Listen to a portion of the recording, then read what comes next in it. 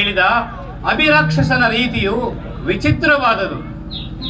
ಆ ದುರಾತ್ಮನನ್ನು ಹಿಡಿದು ಉಕ್ಕಿನ ಮುಳ್ಳು ಪಂಜರದಲ್ಲಿ ಕೂಡಿ ಹಾಕಿರುವುದು ಆಶ್ಚರ್ಯವೇ ಸರಿ. ನಾನಿನ್ನು ನಿಸ್ಸಂದೇಹವಾಗಿ ಇಂದ್ರಪ್ರಸ್ಥಪುರಕ್ಕೆ ಹೋಗುವೆನು.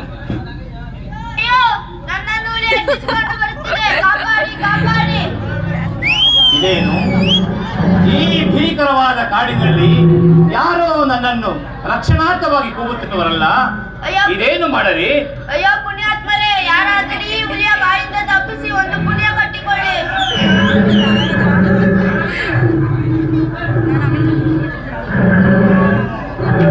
ಇನ್ನು ತಡ ಮಾಡಿದರೆ ಪ್ರಯೋಜನವಿಲ್ಲ. ಅಯ್ಯ, ಹೆದರಬೇಡ, ಇದೋ ಬಂದೆನು.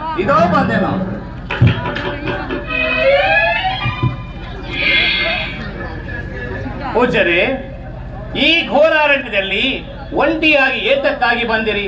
ನಾನೊಂದು ಕ್ಷಣದಲ್ಲಿ ಇಲ್ಲಿಗೆ ಬಾರದೆ ಹೋಗಿದ್ದರೆ ಆ ದುಷ್ಟ ಮೃಗವು ನಿಮ್ಮನ್ನ ಕೊಂದು ಹಾಕುತ್ತಿತ್ತು. ನೀನು ಯಾರು? ನೀನು ಇಲ್ಲಿಗೆ ಬಾರದಿದ್ದರೆ ನಾನು ಈ ಹುಲಿಯ ಬಾಯಿಗೆ ಸಿಕ್ಕಿ ಅದರಾಗುತ್ತಿದ್ದೇನು.